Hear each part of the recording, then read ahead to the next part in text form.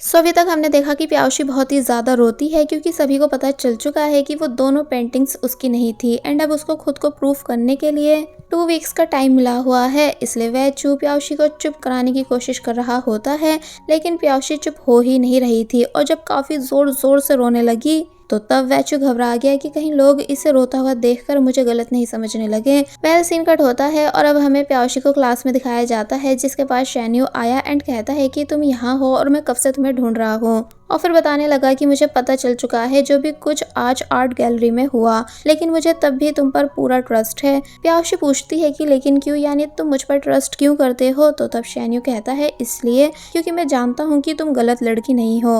जो कंडीशन इस टाइम तुम्हारे साथ है इसके पीछे जरूर कोई रीजन रहा होगा, वरना तुम ऐसा कभी नहीं करती। प्याउशी शैन्यू की बातें सुनकर इमोशनल होने लगी, लेकिन कोई भी रिएक्ट नहीं कर रही होती है। तो तब शैन्यू प्याउशी की नकल उतारने लगा, यानी प्याउशी बार बार जो भी कुछ कर रही थी शैन्यू भी सेम वैसा ही करता है ताकि प्याउशी को हंसा सके। और फिर ऐसा हुआ भी, यानी अब प्याउशी का मूड एकदम ठीक हो चुका है, इसलिए वो शैन्यू को थैंक्स करती है। तो तब शैन्यू भी खुश हो गया और बोला कि इट्स ओके। वेल अब नेक्स्ट सीन में हम देखते हैं कि शाओ शाओ जो कि जब कुछ बुक्स ले रही थी कि तभी उससे वो बुक्स नीचे गिर गई। तो तब बाई शाओ शाओ की हेल्प कराने आता है और उन बुक्स को उठवा कर वापस रखवाता है। शाओ शाओ काफी ज्यादा खुश होने लग जाती है बाई को देखकर, इसलिए बाई से परमिशन लेकर उसके पास स्टडी करने बैठ गई। जहाँ जब बॉटल में पानी खत्म हो गया था तो तब वो जल्दी से जाती है एंड बाई के लिए वाटर लेकर आती है। बाई को ये सब अच्छा तो लग रहा होता है कि शाओ शाओ उसकी कितनी फिक्र करती है, लेकिन फिर वो शाओ शाओ को समझाने लगा कि तुम एक बहुत ही अच्छी लड़की हो, पर मैं फिलहाल अपने दिल में किसी को भी ऐड नहीं करना चाहता हूँ,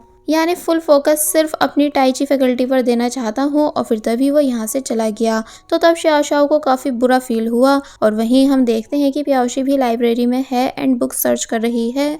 तो वही शैन्यू भी एक बुक ढूंढ रहा होता है कि तभी ये दोनों एक दूसरे से मिले और बातें करने लगे। शैन्यू को जो बुक चाहिए थी वो उसे प्याउशी के पास मिल जाती है, इसलिए प्याउशी उसको वो बुक दे देती है। फिर जब ये दोनों हंसी मजाक करते हुए यहाँ से जा रहे थे तो तब वैचू इन दोनों को साथ में देख लेता है एंड उसे बुरा लगा ये देखकर कि प्याउशी कैसे जापानीज स्टूडेंट के साथ खुश नजर आ रही है। इसलिए वापस घर आता है एंड चैनबिंग की बातें याद करने लगता है कि अगर मुझे प्याउशी को अपनी बनाना है तो पहले उसके दिल को जीतना होगा। और फिर तभी प्याउशी के उस कोट को देखने लगा जिस पर किसी ने पेंटिंग ब्रश मारकर उसे खराब कर दिया था। एक्चुअली वैचू ने इस पर डिजाइन बना दिया है, जिस वजह से अब ये पहले से ज्यादा सही लग रहा है। वेल अब नेक्स्ट सीन में हम देखते हैं कि वैचू प्याउशी से मिलने आया और पूछने लगा कि तुम्हारा वो जापानीज फ्रेंड कहाँ गया जो हर टाइम तुम्हारे साथ रहता है। प्याउशी कहती है कि होगा यहीं कहीं, तुमसे मतलब। कि तभी वैचू ने प्याउशी को उसका कोट दिया जिस पर डिजाइन बना रखा है। प्याउशी बहुत ही ज्यादा खुश होने लगी और बोली कि ये तो पहले से भी ज्यादा अच्छा लग रहा है, प्लस जहाँ से ये खराब था वो जगह भी एकदम हाइड हो गई। तो वैचू ने समझाया कि अगर हम शांति से अपने माइंड का यूज करें तो हर खराब चीज को ठीक कर सकते हैं। प्याउशी वैचू को थैंक्स करती है तो ये सुन वैचू खुश होने लगा। वेल अब नेक्स्ट सीन में हम देखते हैं कि शाओ बाई की वजह से उदास है, इसलिए मेकअप देखकर कहती है कि क्या तुम सब अगली हो या फिर मैं ही कुछ ज्यादा अगली हूँ। फिर जब प्याउशी आई तो उसने प्याउशी से भी यही सेम पूछा कि क्या मैं बहुत ही ज्यादा अगली दिखती हूँ जो बाई मुझे नोटिस कर ही नहीं रहा है। तो तब प्याउशी समझाती है कि ऐसा कुछ भी नहीं है, तुम ज्यादा मत सोचो। शाशा जब प्याउशी के कोट पर ड्राइंग देखती है तो उसको भी वो काफी ज्यादा पसंद आई एंड उसे पता है कि जरूर ये सब वैचू नहीं करके दिया होगा, इसलिए कहने लगी कि काश कोई मेरी लाइफ में भी ये सब करने वाला होता। तो तब प्याउशी शाओ को परेशान करने लग जाती है कि लाओ मैं अभी तुम्हारे कपड़ों पर ड्राइंग बनाकर देती हूँ। वेल अब नेक्स्ट सीन में हम देखते हैं कि टैन किसी को मेल सेंड कर रहा है कि लीडर यही सही टाइम है, आप प्लीज वापस आ जाइए। और फिर कहने लगा कि कुछ टाइम बाद एक ऐसा सच सामने आने वाला है जिसे जानकर सभी लोग बुरी तरह शॉक रह जाएंगे, स्पेशली वैचू एंड प्याउशी। वेल अब हम देखते हैं कि प्याउशी वैचू के घर पर ड्राइंग बनाने की प्रैक्टिस कर रही है, लेकिन उसे समझ ही नहीं आ रहा था कि भला वो क्या ड्रॉ करे। तो तब वैचू यहाँ आया एंड बोला कि तुम्हें इतना सोचने की जरूरत नहीं, बल्कि जो मन में आए या जो आसपास दिखे उसे ड्रॉ कर दो।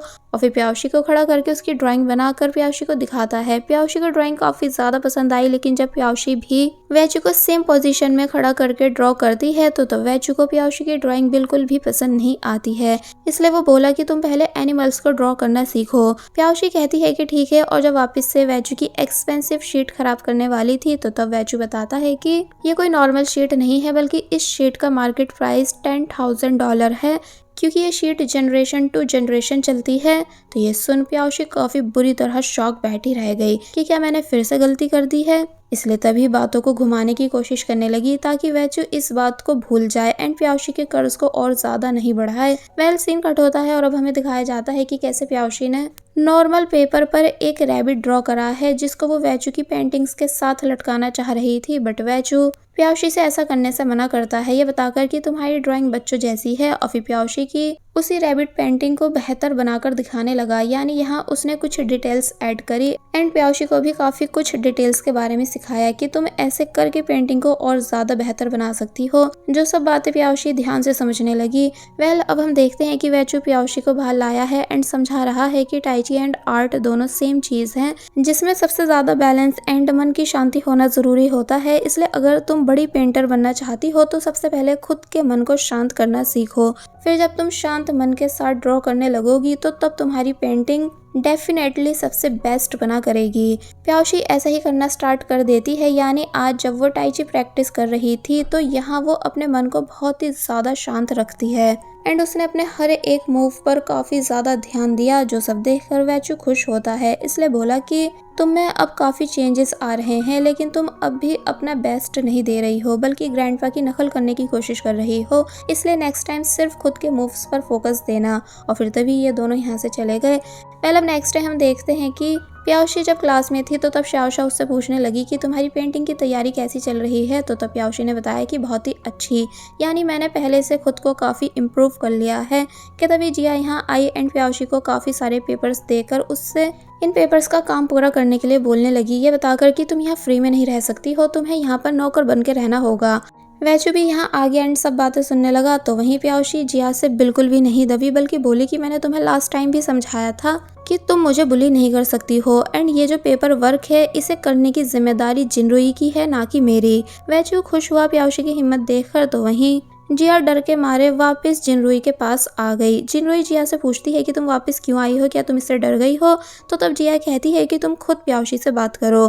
तो अब जिनरुई प्याओशी से लड़ने लगती है एंड कहती है कि माना तुम यहाँ कुछ दिन की मेहमान हो लेकिन अब भी यूनिवर्सिटी लेडी हो, इसलिए ऊंची आवाज में बात नहीं कर सकती हो। तो तब प्याओशी बोली कि तुम अगर मुझे ज्ञान नहीं दो तो अच्छा रहेगा, क्योंकि तुम खुद को यूनिवर्सिटी लेडी बनने के काबिल समझती थी लेकिन कभी एक भी काम बिना अपनी फ्रेंड जिया के नहीं कर पाती हो, हमेशा डरपोक की तरह उसके पीछे खड़ी रहती हो। क्या तुम डरती हो कि तुम्हारे बात करने से तुम्हारी असलियत सभी के सामने आ जाएगी। जिनरुई को ये बात सुनकर बहुत ही ज्यादा गुस्सा आया, लेकिन फिर वो खुद को कंट्रोल करने लगी। तो तब प्याओशी कहती है कि देखा, ये है तुम्हारी असलियत जिसे तुम लोगों से छुपा कर रखती हो।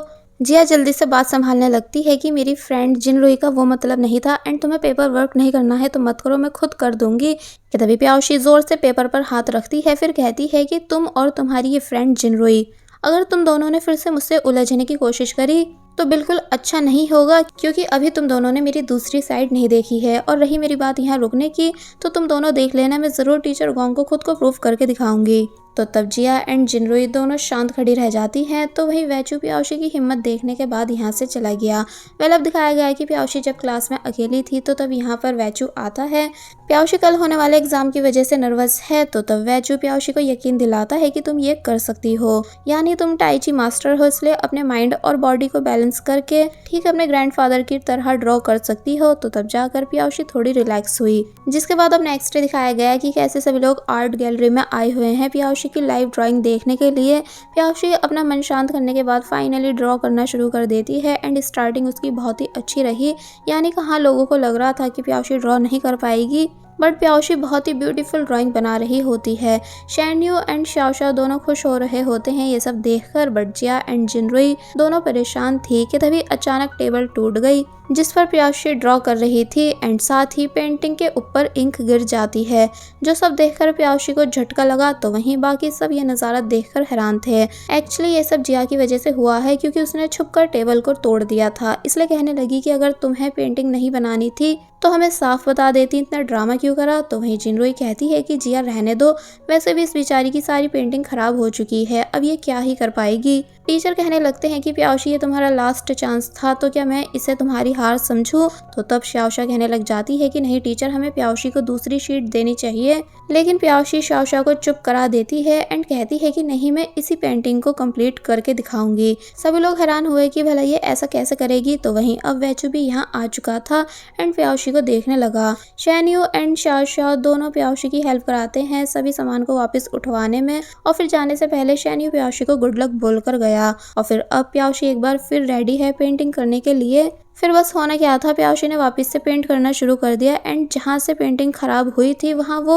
सेम वही सिंबल बना देती है जो कि उसे वैचू ने सिखाया था। एंड ये बात भी वैचू ने ही प्याओशी को समझाई थी कि हम खराब से खराब चीज को भी ठीक कर सकते हैं अगर ध्यान दें तो। फाइनली प्याओशी की पेंटिंग रेडी हो गई जो कि बहुत ही ज्यादा अच्छी बनी थी, जिसे देखकर सभी लोग सरप्राइज रह गए कि इसका मतलब प्याओशी पेंटिंग बना सकती है। तो वहीं टीचर, शैन्यू एंड शाओशा काफी ज्यादा खुश नजर आ रहे थे, साथ ही वैचू भी काफी ज्यादा खुश हुआ। टीचर प्याओशी से कहते हैं कि तुमने आखिरकार खुद को प्रूव करके दिखा ही दिया, इसलिए तुम यूनिवर्सिटी छोड़कर नहीं जाओगी, बल्कि मुझे खुशी है कि मेरी स्टूडेंट इतनी ज्यादा टैलेंटेड है। तो तब प्याओशी टीचर को थैंक्स करती है और फिर एक बार फिर सभी को सॉरी करने लगी अपनी लास्ट मिस्टेक के लिए। फिर उसने इमोशनल होकर सभी को बताया कि मैं हार मान चुकी थी, मुझे कुछ भी समझ नहीं आ रहा था, पर मेरी लाइफ में एक ऐसा पर्सन है जो मुझे हमेशा मोटिवेट करता है, मुझे सपोर्ट करता है एंड बताता है कि अगर मैं चाहूँ तो कुछ भी कर सकती हूँ, इसलिए मैं थैंकफुल हूँ कि वो पर्सन मेरी लाइफ में है। एक्चुअली यहाँ प्याओशी वैचू की बात कर रही होती है, जो सब बातें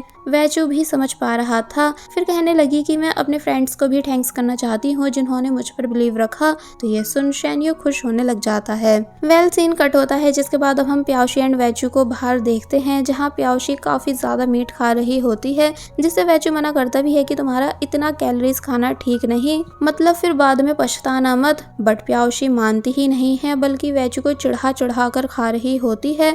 तो तब वैचू प्याओशी की ये सब हरकतें देखकर हंसने लगा। पर अब जब प्याओशी वापस आई तो वैचू प्याओशी से इतनी ज्यादा एक्सरसाइज कराता है कि प्याओशी की बुरी हालत हो गई। जिसके बाद अब नेक्स्ट सीन में हम देखते हैं कि शैन्यू प्याओशी के आने का वेट कर रहा है, क्योंकि वो प्याओशी से कुछ बात करना चाहता है। और बस फिर इसी सीन के साथ ये पार्ट यहीं पर एंड हो जाता है। There was a time when you had me falling to the ground. For next part, please subscribe my channel and hit the bell icon. Thank you.